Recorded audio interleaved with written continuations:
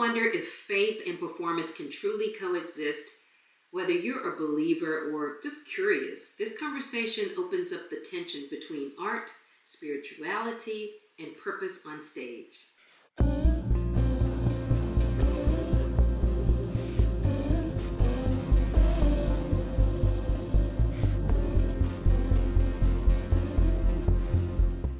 Hi, I'm Cynthia Garcia, and welcome to another episode of the Purpose Performer Podcast. If you are new here, welcome. We hope you'll stick around. So, I'm sure you saw the episode titled, Can You Be a Christian and Still Perform Secular Roles? We're going to get into that definition of the word secular.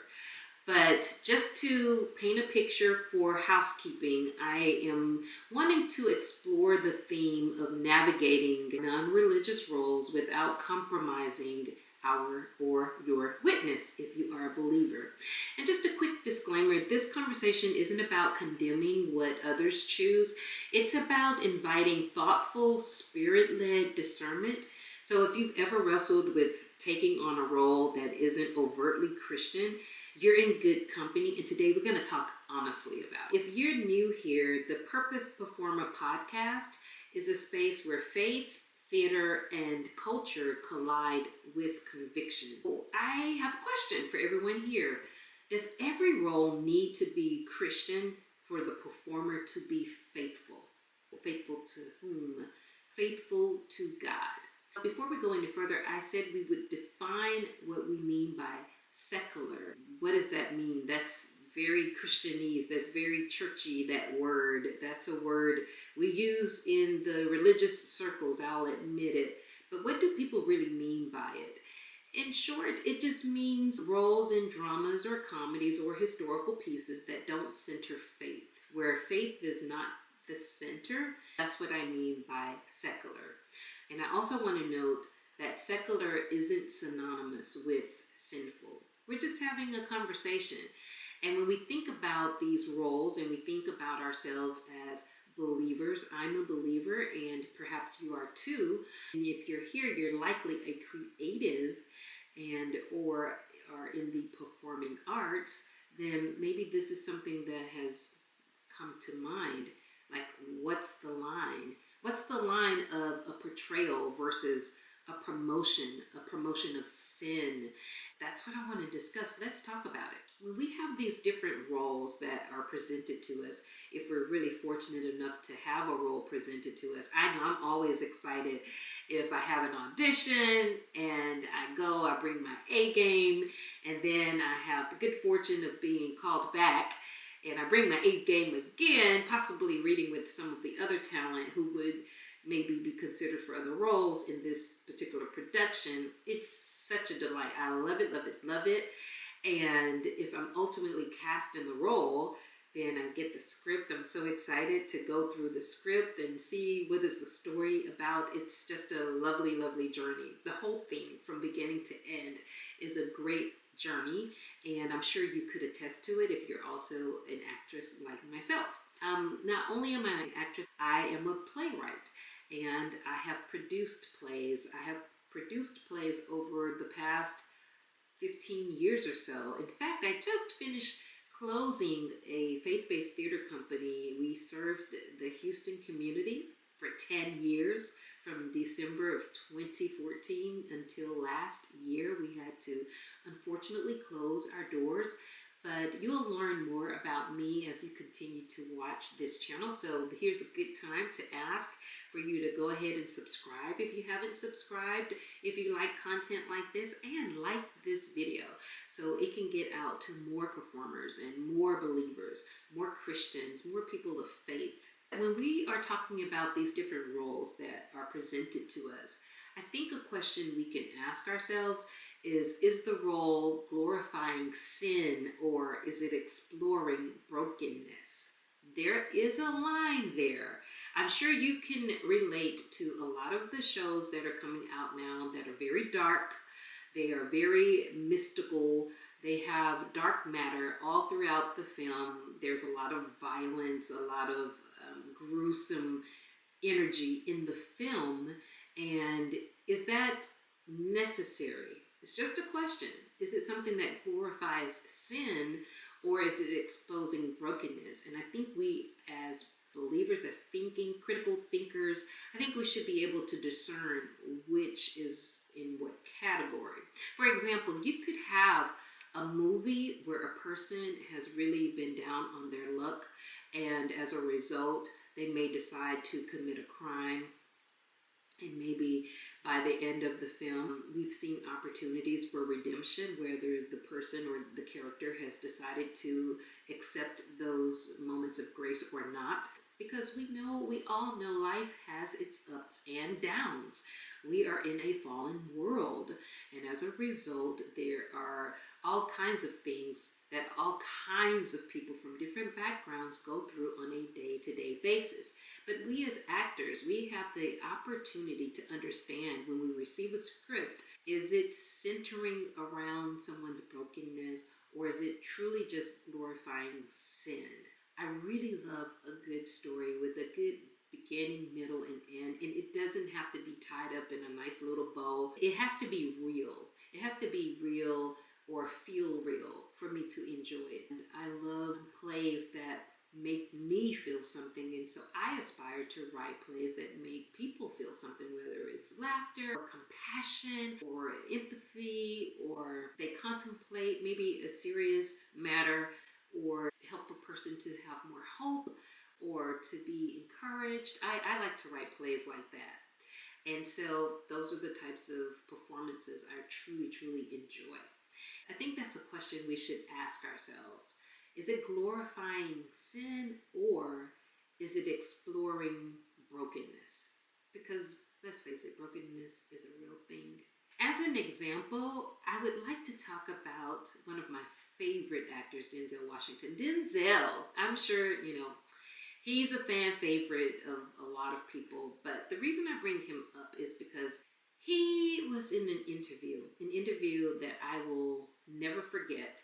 It was the first time that I learned that he was a Christian. I didn't know this. Denzel was talking about his role that he had just taken in Training Day. The role was the character of Alonzo Harris.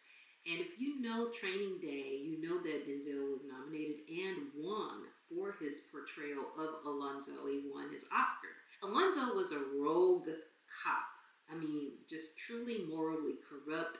He used his power position to take advantage of the community members and to take advantage of his status in the workforce. He was responsible for training a new cop who was coming on board. He was just poisoning this guy with all of the ways that he handled the law, quote unquote. When Denzel was contemplating taking this role, as I understand the story, I recall him just explaining how he was going back and forth with the writers because he decided that this character, the Alonzo character, deserved a horrific death. And as a result, they went back and forth, and ultimately Denzel got the ending of this script that he wanted. And that is why you see at the end of Training Day, spoiler alert here, that he's all shot up in his car. Because Denzel said, hey, with this guy, he deserves to die horribly. And Denzel goes on to say that when he got a script, he wrote on the top of it that the wages of sin is death. And that is true. The wages of sin is death. And let me tell you, Alonzo Harris, he was the epitome of sin. And we're all sinners, but we're saved by the grace of God for those of us who believe on the one who came to give his life. But Denzel knew that as a believer, the artist who is of faith, he was able to, in good faith, take on that role, knowing that he was going to die. His character was at the end of it in a horrific way. Denzel, as an artist who has a biblical worldview, was thinking, this guy living in this world cannot live and have his hands to be clean. This guy cannot think he will get away with all of his misdeeds, that he had to be called into account, and he paid for his misdeeds with his own life. So the wages of sin is death. Here's a question that we could ask ourselves when we're contemplating these roles is, would I be okay with my church family seeing this? Would we invite Jesus to the performance? Now that's a big one. Would we invite Jesus? I want to take just a few minutes and reflect on how God may call us into culture without calling us to copy it. Oh my goodness, have we seen this video going around where some people are in church, they're doing the line dance of boots on the ground. They are literally doing this dance inside of what should be sacred walls. I don't know if Jesus would be showing up to the line dance at the church. You know why I say that? It's because when people were using the courtyard to the temple as a marketplace, that he became indignant and began to flip the tables. I mean, he was angry. It was a righteous indignation because he said, this is my Father's house. It's a house of prayer. It's not for you to be selling your goods and your wares, and it's certainly not for you to be doing your boots on the ground dance. You can save that for the family reunion. Now we know that when Jesus walked the earth, we know that he hung around with sinners. It is true. Jesus hung around with sinners. His full expectation was that they would not remain that way. And he was a friend of everyone who would welcome him. I want to bring in a scripture to support these ideas of what I'm talking about. One scripture is from Romans 12:2.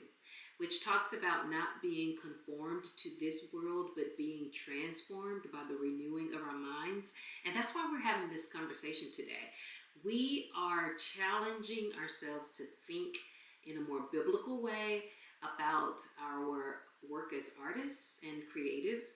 And there is a way for us to show up that's maybe a little different from others who are not necessarily believers. With that in mind, I want to discuss the importance of prayer and trusted counsel. And prayer will take you a long way. Our Bible tells us that the prayers of the righteous availeth much. And I think as artists, we should invite God into the audition room. When we invite him in there, our choices, the way we conduct ourselves, our true, authentic selves will definitely show up in a way where we're not necessarily performing, especially when we first walk into the room. You know, you go into the room, you say hello, and you introduce your piece or two pieces if you're doing a comedic and a dramatic monologue, or you know, you're doing a Shakespearean monologue and something else. I don't know. But you would show up, I think, a bit differently if you just took a moment to invite God to accompany you into that audition room, even if it is a secular play or film or not. Let's just take God with us everywhere we go. I want to just take this time and encourage you in letting you know that you're not alone in this tension if you feel it sometimes.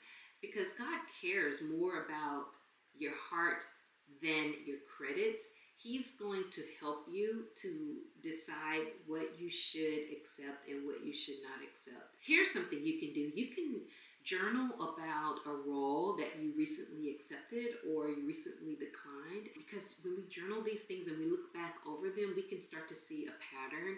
We can see a theme playing out, and we can actually see a revelation about what our priorities are. I hope you've enjoyed this time together. I know this has been fun for me to talk about, but I'd like to hear what you have to say about it. What do you think? Can Christians perform in secular things and still keep the faith? I'd love to hear what your thoughts are. But until next time, I want you to stay rooted, stay ready, and stay purposed.